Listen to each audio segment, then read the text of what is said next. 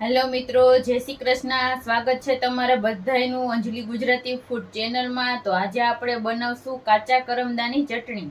તો આપણે કરમદાની ચટણી બનાવવા માટે આ કાચા કરમદા લીધા છે। તો જો અત્યારે કરમદાની સિઝન છે તો માર્કેટમાં આ રીતના કાચા કરમદા એકદમ આસાનીથી મળી જાય છે। તો આ આપણે 50 ગ્રામ જેટલા હશે અને 3 આપણે તીખા મરચાં લીધા છે, એટલે મીડિયમ તીખા મરચાં લેવાના છે આપણે। પછી સ્વાદ પ્રમાણે મીઠું છે, ચપટી આપણે હળદર એડ કરશું, 8 થી 10 જેટલા સિંગ બિયા લીધા છે આપણે, 1.5 ચમચી જેટલી ખાંડ લીધી છે અને 8 થી 10 કળી આપણે લસણ લીધું છે અને થોડીક આપણે લીલી ધાણા એડ કરવાની છે। તો આ બધું આપણે પહેલાં ખાંડણીમાં નાખી લેશું। તો આપણે આ કરમદાને સારી રીતે ધોઈ લીધા છે, હવે આપણે એને આ ખાંડણીમાં એડ કરી દઈશું। તો આની ચટણી એકદમ ટેસ્ટી બને છે, એકદમ મસ્ત લાગે છે ખાવામાં। તો આપણે આ કરમદા એડ કરીને આપણે પહેલાં આને થોડુંક આ રીતે ખાંડી લેશું। એકદમ આપણે થોડાક મોટા કરમદા છે એટલે પછી બધું લાગમાં ન આવે ને, એટલે પહેલાં આપણે આને થોડાક ખાંડી લેશું। તો આ ચટણી ખાંડીને જ ટેસ્ટી બને છે, મિક્સરમાં કરો તો આનો અસલી ટેસ્ટ જે છે એ નથી આવતો, એટલે આ ચટણી ખાંડીને જ તૈયાર કરવામાં આવે છે। તો જો આપણે આ અધકચરા ખાંડી લીધા છે કરમદા, હવે આપણે એમાં ધાણા ભાજી છે એ આપણે સુધારીને એડ કરી દઈશું।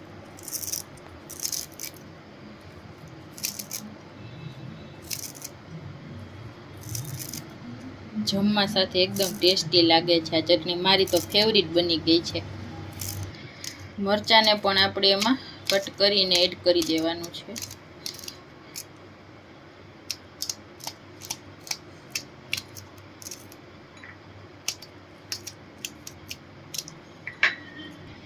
હવે આપણે એમાં હળદર એડ કરી દઈશું અને ખાંડ એડ કરી દઈશું, સ્વાદ પ્રમાણે મીઠું એડ કરી દઈશું અને લસણ એડ કરી દેવાનું છે અને સિંગ બિયા। હવે પાછું આ બધાને એકદમ સરસ ઝીણું ખાંડી લેવાનું છે। તો આપણી ચટણી એકદમ સરસ ખંડાઈને તૈયાર થઈ ગઈ છે। તો જો આપણે આ રીતની ચટણી ખાંડવાની છે, એકદમ હાવ પ્યુરીન જેમ ઝીણી પણ નહીં ને થોડીક અધકચરી રહી ને એવી જો આ રીતે ખાંડવાની છે। 5 મિનિટ લાગી આપણે ખાંડવામાં, તો એકદમ ઝીણી ખંડાઈ ગઈ છે। તો આને સર્વિંગ બાઉલમાં કાઢી લેશું હવે।